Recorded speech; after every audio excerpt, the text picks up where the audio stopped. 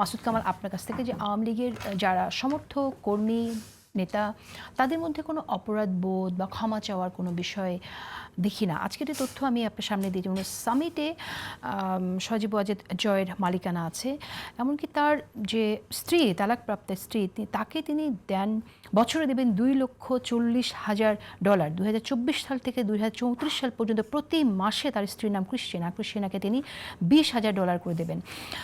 আপনার কাছে কি মনে হয় যারা আসলে আওয়ামী লীগকে সমর্থন করে তারা আওয়ামী লীগের এহেন অপরাধ নিয়ে তারা একটু ভাবে, বা আসলে কখনো আমরা তাদের মুখ থেকে কথাটা বলতে শুনি না? আমরা শুনি যে এই সরকারের সমালোচনা বা অন্যান্য সমালোচনা আমরা শুনছি, কিন্তু শেখ হাসিনার সমালোচনাটা শুনি না। ঠিক কেন? আমি আপনার কাছ থেকে এই বিষয়টা শুনবো। তবে আওয়ামী লীগের দুর্নীতি নিয়ে আওয়ামী লীগের কর্মী সমর্থক যারা নাকি একদম মাঠ পর্যায়ে আছে, তৃণমূলে আছে, গ্রামে আছে, তারা কেন প্রতিবাদ করেন এটা তারা বলতে পারবে। আপনার বিশ্লেষণ কি? করি না, ওনাদের মনের কথা আমি কেমন করবো? আপনি তো কোনো রিভিউ করেন না, আপনি বিশ্লেষণ শুনতে চাই। করতেন হাবিব ভাই তো অতীত অভিজ্ঞতা থেকে বলতে পারে, আমার কোনো অতীত অভিজ্ঞতাও নাই, তো আমি কেমন করবো?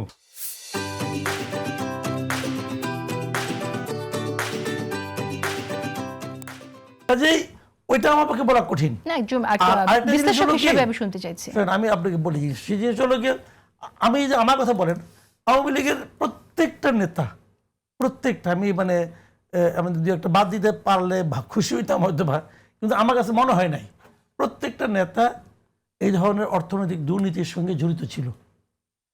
মাত্রা ভেদ আছে, এবং কেবল তারা দুর্নীতি অব্যাহত করছে তা না, তারা অনেক লোককে, ব্যবসায়ীদেরকে এরকম মানে মানে বেপরোয়া দুর্নীতিতে হেল্প করছে।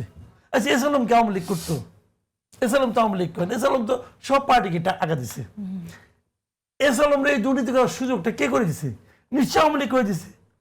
এবং আওয়ামী লীগের ওই যে আপনার ইউনিয়ন পর্যায়ের যে লিডার সে দেয় নাই, কিন্তু আওয়ামী লীগের সেন্ট্রাল পর্যায়ের লিডাররা দিছে।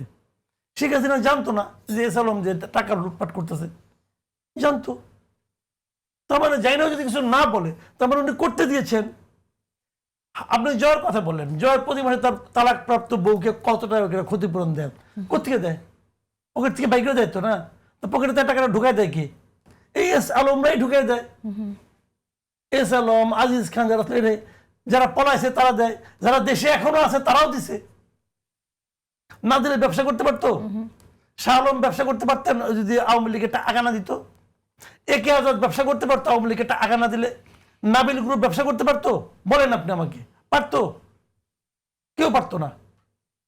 তাদের সবার পত্রপত্রিকা আছে, সবার কাছ থেকে টাকা নিচ্ছে তারা, সবাই তাদেরকে টাকা দিচ্ছে। এই ওবায়দুল করিম টাকা দেন আওয়ামী লীগের, আমি নাম ধরে বললাম, সে প্রতিবাদ করুক, সে এখন আবার ফিরে আসে, আবার দেখবেন যে এই সরকারের ঘনিষ্ঠ হয়ে যাবো, খুব শিগগির হয়ে যাবো, টেনশন নিয়ে না, খবর আছে হয়ে যাবে। আমি বললাম তো, তাহলে সে তো আছে দেশে, আছে না? সবাই যাদের নাম বললাম সবাই দেশে আছে। আরে কে না টাকা দিছে আওয়ামী লীগরে? সবাই দিছে।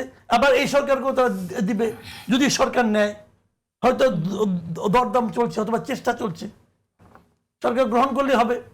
তো এগুলো তো হয় রে ভাই। প্রতিবাদ কে করতেছে? আগেও কেউ করে নাই, তার আগেও কেউ করে নাই, এখনো কেউ করে না। কারণ যে করবে সে তো বহিষ্কৃত হবে, যে করবে তাই তো বাইরে দিবে। কেউ তো বাইরে থাকতে ভাই চায় না, এটা একদম সিম্পল কথা ভাই। তবে আমি মনে করি, আমার যেটা কথা, যে কে ক্ষমা চাইলো কে ক্ষমা চাইলো না, এটা আমার জানা ব্যাপার না। ক্ষমা চাইলে ঠিক হয়ে গেল? ওই যে অনেকে বলে জামাত তো ভাই একদিনের জন্য ক্ষমা চায় নাই, জামাতের কোনো নেতা কর্মী ৭১-এর ঘটনার জন্য ক্ষমা চাইছে? চায় নাই, তো কি হয়েছে? আমি কিন্তু মনে করি না যে ক্ষমা না চাইলে তারা আমি রাজনীতি করতে দিব না। জামাত ক্ষমা চায় নাই, ওইটাই তাদের পলিসি, এইটাই তাদের পলিটিক্স। এই পলিটিক্সকে যদি ভালোবেসে কেউ জামাতকে ভোট দেয়, দিবে, না দিলে দিবে না, না দিলে হারাই যাবে। জামাত কিন্তু ভোট দিচ্ছে। আমি এই জায়গায় আসবো। একটি ছোট্ট একটি প্রসঙ্গ আমি আপনার কাছে শুনতে চাই। আমাদের এখানে অনুসন্ধানী সাংবাদিক জুলকানার সাহেব তিনি একটি পোস্ট দিয়েছেন। তিনি বলছেন, সাধারণত যা নিয়ে কাজ করি সে বিষয়ে কিছু লিখি না, কিন্তু গত কয়েকদিন ধরে পলাতক স্বৈরাচার হাসিনা ও তার পঙ্গপালের আস্ফালন দেখে ভাবলাম অনেক কিছু এখনো জানার বাকি, জানানোর বাকি, সে বিষয়টা ওদের একটু অবহিত করা প্রয়োজন।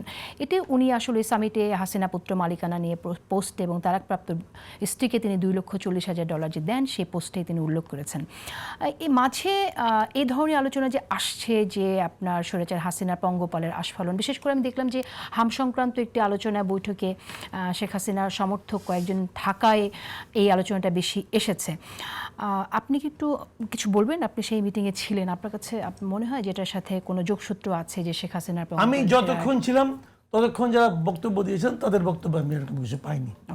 সেই মিটিং আমি ছিলাম, একটা গোল টেবিল বৈঠক মতো ছিল এবং আমাকে নিয়েও সবাই বলছে যে এরা কে হাম বিশেষজ্ঞ হলো। ভাই হাম সংক্রান্ত একটা গোল টেবিল বৈঠক হয়েছে, সেখানে থাকতে হলে হাম বিশেষজ্ঞ হইতে হবো। আমি তো হাম কি হবে, ওটা কি কোনো সায়েন্টিফিক সেমিনার ছিল? ওটা কোনো সায়েন্টিফিক সেমিনার ছিল না, তো ওটা ছিল হাম নিয়ে আমাদের অবস্থা কি। এখন হামের আক্রান্ত হয়ে একটা শিশু মারা গেছে, তার বাপ মা কিছু কথা বলবে, তাকে হাম বিশেষজ্ঞ হইতে হবে না? মানে কথা হচ্ছে সব আওয়ামী সমর্থকদের থাকার কারণেই বোধহয়, বা আওয়ামী নেত্রী সমর্থকদের থাকার কারণেই বোধহয় আলোচনাটা হচ্ছে। হতে পারে আওয়ামী সমর্থকদের সেখানে হয়তো অন্য কেউ থাকলে আওয়ামী সমর্থকগণ কে কে ছিল আমার জানা, আমি যে করে আমি দেখছি সাংবাদিকদের বলছিল জয় মামুন ছিল, সাংবাদিকদের বলছিল শিশির মোড়ল ছিল। শিশির মোড়ল তো আওয়ামী সমর্থক না রে, সে তো প্রথম আলোর স্বাস্থ্য বিষয় রিপোর্টার। আমি যখন আওয়ামী সমর্থককে আনিস আলম গেছিল, আনিস আলমকে কি আওয়ামী সমর্থক নাকি? আমি ছিলাম, আমি আওয়ামী সমর্থক নাকি? যে বলতেছে পারে আমি জিজ্ঞাসা করি সে আওয়ামী লীগ আমলে কি করছে? যারা এগুলো বলতেছে আমাদের সাংবাদিকরা বলতেছে, আমি তো বলি, চ্যালেঞ্জ দিয়ে বলি, আমাদের সাংবাদিকরা যারা এখন মহাবিপ্লবী সাজছে, তারা আওয়ামী লীগের 17 বছরে লেখায় কথায় বলায় যা কিছু বলছে সব যোগ করলে যে আমার অর্ধেক হয়, তারপর আমার খারাপ করতে বলেন।